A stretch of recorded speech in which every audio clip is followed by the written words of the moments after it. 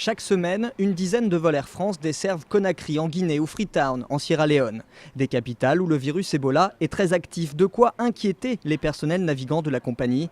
Certains refuseraient dorénavant d'embarquer pour ces destinations, obligeant Air France à rappeler d'autres personnels.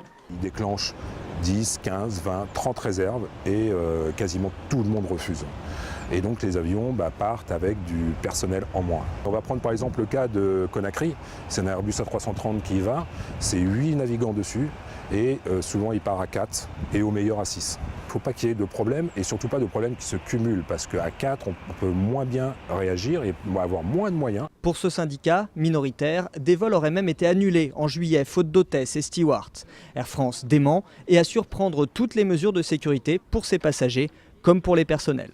L'équipage se réunit, fait un briefing et à cette occasion, il y a des questions qui sont posées et les médecins ou infirmières répondent à ces questions. Il existe du matériel pour protéger nos personnels. Donc il y a à la fois une conduite à tenir écrite sur ce qu'on doit faire, du gel hydroalcoolique pour bien se laver les mains, des gants, un sac spécial pour tout ce qui est déchets organiques qu'on doit isoler et mettre à part. À ceci s'ajoute une coopération avec les autorités locales, insuffisant, estime le syndicat national du groupe Air France, qui demande à la compagnie d'arrêter de desservir les pays touchés par Ebola.